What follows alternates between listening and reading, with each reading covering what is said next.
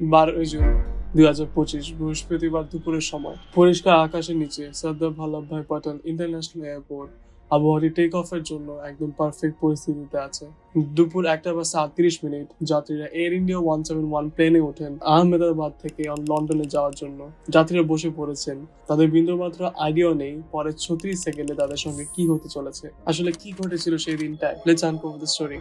Air India plane crash which killed 260 people. Disasters say the preliminary report into the crash leaves them with more questions than answers.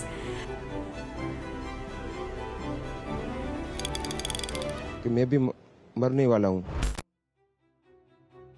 India 171 একটি নতুন Boeing 787 Dreamliner take off করা শুরু করে সর্দার Vallabhbhai Patel international airport থেকে। প্রায় 625 fit উঁচুতে উঠেছে। হঠাৎ ট্রাস ফেল করে বসে। পাইলটরা 30 সেকেন্ডের মধ্যে মেডে ইস্যু করেন। The plane began losing altitude, slicing through the sky before crashing into the BJ Medical College. Immediate explosion. পুরো প্লেনটা বড় এক্সপ্লোশনের শিকার হয়ে আগুন লেগে যায় সারা জায়গায়, যার কারণে সেখানকার তাপমাত্রা 1500 ডিগ্রি সেলসিয়াস পর্যন্ত বেড়ে যায়। এটি ছিল প্রায় দুপুরের খাবারের সময়, যখন প্রায় 35 জন ছাত্র উপস্থিত ছিল সেখানে। হঠাৎই প্লেনটা হোস্টেলের ভিতরে আঘাত করে। কোনো ছাত্রই বুঝতে পারে না কি ঘটেছে। নিজেদের রক্ষা করতে তারা জানালা দিয়ে লাফ দিতে শুরু করে, কেউ দ্বিতীয় তলা থেকে, কেউ তৃতীয় তলা থেকে।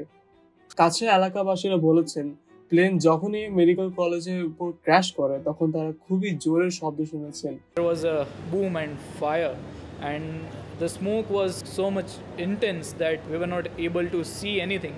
There was 225 জনের মাঝে শুধুমাত্র একজনই বেঁচে ফিরে, যাদের মধ্যে 169 from India, 57 from United Kingdoms, 7 from Portugal and 1 from Canada.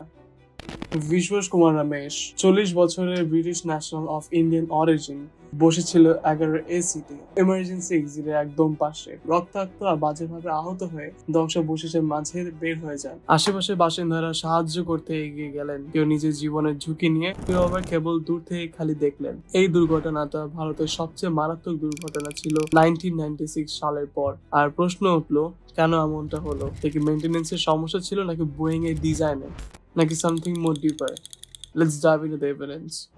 Boeing 787 Dreamliner নিবন্ধন নম্বর VTA&V 11 বছর পুরনো। এটি 2014 সালে এয়ার ইন্ডিয়াকে দেওয়া হয়েছিল এবং এটি চালিত হয় দুটি GEnx-1B ইঞ্জিনস দিয়ে। একটি নতুন করে মার্চ 2025 ইনস্টল হয়েছে, অন্যটি 2023 সার্ভিস করা। বিশ্বব্যাপী 1100টিরও বেশি ড্রিমলাইনার অপারেটিং সহ এটি মডেলের 16 বছরের ইতিহাস প্রথম মারাত্মক দুর্ঘটনা ছিল। Air India maintenance record directorate general of civil aviation মাধ্যমে পর্যালোচনা করে দেখা গেল কোনো বড় সমস্যা নয়। 33টি 787 এর মধ্যে 24টি দুর্ঘটনা পর সুরক্ষা উদ্বেগের বিষয়টি নিশ্চিত করেনি। বিমানটির স্বাস্থ্যের একটি পরিষ্কার বিল ছিল, বা তাই মনে হয়েছিল। ক্রু মেম্বারের ছিল ইকুয়াল এক্সপিরিয়েন্স। ক্যাপ্টেন সুমিত সাবারওয়ালের ছিল 15,600 flight hours, including 8,600 on the 787। Pilot Clive Kunder Dreamliner 800 সহ 11,100 ঘন্টা ছিল তার ফ্লাইট আওয়ার। দুজনই ভালোভাবে প্রশিক্ষিত ছিলেন, আগেও কোনো ঘটনা ঘটেনি। সুতরাং যদি বিমানটি ভালো হয়েও থাকে এবং পাইলটরা দক্ষও হয়ে থাকে, তাহলে কি ভুল হয়েছিল? এটা কি যান্ত্রিক ত্রুটি, মানুষের ত্রুটি, নাকি এক্সটার্নাল কোনো ফ্যাক্টর? এই পুরো জিনিসটা তদন্ত করার পরই আমরা জানতে পারবো। India's Aircraft Accident Investigation Bureau, joined by the US NTSB, UK AAIB, Boeing and GE Aerospace, launched a rapid investigation.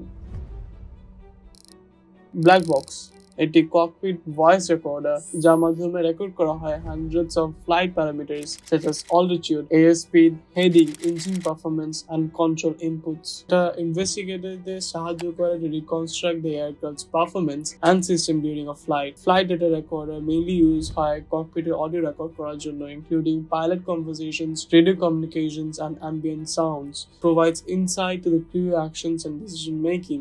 দুইটাই রিকভার করা হয়েছে 13 জুন। আগুনের কারণে অনেক ড্যামেজ হওয়া সত্ত্বেও এটাকে দিল্লি AAIB ল্যাবে নিয়ে যাওয়া হয়, fully operational since April 2025। Preliminary report release করা হয় জুলাই 8, 2025-এ। এখানে বলা হয় টেক অফে কিছুক্ষণ পরে যে ইঞ্জিন ফুয়েল কন্ট্রোল সুইচেস গুলো আছে দুইটাই কাট অফ পজিশনে নিয়ে আসা হয়, যার কারণে ইঞ্জিনস গুলা স্টার্ভ করা শুরু করে ফর ফুয়েল। অডিও থেকে অনেক 10 সেকেন্ড কনভারসেশন শুনতে পাওয়া যায়। Why did you do the cutoff? আরেকজন রিপ্লাই করে, I didn't. তো দুইটা থিওরি বের হয় এখান থেকে, হয় হিউম্যান এরর না হলে mechanical failure. The copilot was flying with the captain monitoring. এগুলো ডিজাইন করা হয় প্রোটেক্টিভ গার্ড সহ, যেটা ফ্লিপ করা হয় back to run, triggering and automatic relive. কিন্তু একটা ইঞ্জিনই থ্রাস্ট রিগেইন করতে পারে ক্র্যাশে কিছুক্ষণ আগে। সুইচগুলো ভুল বশত চালু হয়ে যায়। তবে 787 বা GNX-1B ইঞ্জিনে কোনো যান্ত্রিক সমস্যা পাওয়া যায়নি। প্রিলিমিনারি রিপোর্ট ক্লিয়ারলি স্টেট করেছে যে কোনো ফুয়েল কন্টামিনেশন ছিল না। ফ্ল্যাপ নিয়ে যে সমস্যাটা ছিল সেই সমস্যাটাও ছিল না, ফ্ল্যাপটাও ঠিক মতো সেট করা ছিল। গিয়ার ডাউন ওয়াজ নর্মাল, কোনো পাখি স্ট্রাইকের কোনো সম্ভাবনা ছিল না, আবহাওয়ার কোনো ইস্যু ছিল না। Pilots credentials and fitness were clear. Former AIB investigator captain Kishore Chinta suggest করে একটা electronic glitch in full authority digital engine control FADEC। এই জিনিসটাই could have triggered the cutoff for a hardware or software error, a rare but possible scenario। তো এই মতামতটা 2018 সালে FAA এর একটি বুলেটিন, যেখানে বোয়িং 737 এর ফুয়েল সুইচ দুর্বলতার কথা বলা হয়েছে। তবে online aviation analyst like YouTube captain Steve and other, তারা বলে যে র্যাট অটোমেটিকলি ডিপ্লয় করা হয়েছিল। আমরা সিসিটিভি ফুটেজের নিচে একটা ব্ল্যাক ডট দেখতে পারি, যার মাধ্যমে আমরা কনফার্ম করতে পারি যে sudden and total power loss in the plane। একটা আরিনের ভিডিওতে পরিষ্কারভাবে দেখা যায় এই জিনিসটি, যা সিসিটিভিতে কালো ডট হিসেবে দেখা গেছে। এবং অনেক অভিজ্ঞ পাইলট ও বিশেষজ্ঞ বলেছেন সেটি হয়তো র্যাট অর্থাৎ র্যাম্প এয়ার টারবাইন। এটি ছোট এক উইন্ড টারবাইন, জরুরি পরিস্থিতিতে ব্যবহৃত হয়। এটি সাধারণত ল্যান্ডিং গিয়ারের পেছনে থাকে। যদি পুরো বিমানটির বিদ্যুৎ বন্ধ হয়ে যায় তাহলে এই টারবাইন অটো চালু হয়ে যায় এবং এই টারবাইনটি ঘুরে বিদ্যুৎ তৈরি করতে শুরু করে। এতে খুব বেশি বিদ্যুৎ উৎপন্ন হয় না, তবে জরুরি ব্যবস্থার জন্য যথেষ্ট। বিমান যখন আকাশে থাকে, বাতাসের কারণে এই টারবাইনটি অনেক বেশি গতিতে ঘুরে, আর এই কারণে বিদ্যুৎ হিসেবে বের হয়। যত দ্রুত বিমান উড়বে এবং যত বেশি উচ্চতায় থাকবে, এই টারবাইন ততই ভালো কাজ করে। কিন্তু এই ডিভাইসটা বসানোর উদ্দেশ্য হলো পাইলটরা দ্রুত কোথাও নিরাপদে ল্যান্ড করার জন্য সময় পাবে। কিন্তু দুর্ভাগ্যবশত AI-171 প্লেনটি খুব বেশি উচ্চতায় বা খুব দ্রুত উঠছিল না, হাতে ছিল মাত্র 30 সেকেন্ডেরও কম। তাই র্যাট বা র্যাম্প এয়ার টারবাইন সাহায্য করতে পারেনি। আসলে যদি নিশ্চিতভাবে বলা যায় যে ভিডিওতে দেখানো বস্তুটাই সত্যি র্যাট, তাহলে সেটা প্রমাণ করবে যে পুরো বিমানটি বিদ্যুৎ চলে গেছে।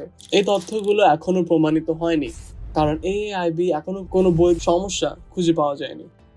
এয়ার ইন্ডিয়া ফ্লাইট 171 এর দুর্ঘটনায় আমাদের অনেক ক্ষতি রেখেছে পরিবার মাঝে, কমিউনিটিগুলোর মাঝে এবং এভিয়েশন ইন্ডাস্ট্রির মধ্যে। এই দুর্ঘটনাস্থল রানওয়ে থেকে মাত্র 1.5 কিলোমিটার দূরে শহরের উন্নয়ন নিয়ে আরো আলোচনা শুরু হয়।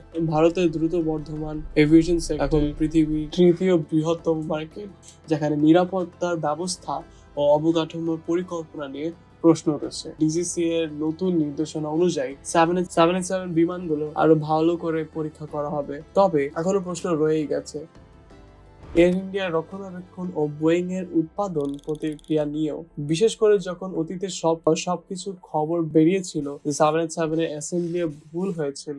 বোয়িং এর কোয়ালিটি ম্যানেজার, যে বোয়িং এর জন্য কাজ করেছিল প্রায় 30 বছরের মতো, জন বার্নেট বলেছে যে কোন প্লেনই এই ফ্যাক্টরিতে সেফ এন্ড এয়ারওয়ার্দি না। The reason my concern for that is back in 2012 Boeing started removing inspection operations off their jobs. My concerns are with the 737 and the 787 because those programs have really embraced the theory that quality is overhead and non-value added. Al Jazeera একটা secret camera দিয়েছিল একজন ওয়ার্কারকে, and তাকে ask করা হয়েছিল to record footage inside the Boeing factory. এই ওয়ার্কারটা তার 15টা কলিগকে জিজ্ঞেস তারা কি প্লেনে চড়তে চায় কিনা, কিন্তু তারাই এই প্লেনের কোয়ালিটিটাকে বিশ্বাস করে না। You won't fly in one. Did you fly one of these planes? এখনের জন্য focus is on healing. Air India tata group শপথ নিয়েছেন ক্ষতিগ্রস্ত পরিবারের জন্য 25 লাখ টাকা অস্থায়ী ক্ষতিপূরণ দেওয়ার এবং তাদের হটলাইন চালু করা হয়েছে। এই দুর্ঘটনা আমাদের মনে করিয়ে দেয় এই আধুনিক প্রযুক্তির যুগে বিমান নিরাপদ বলে মনে করলে ভুল হয়।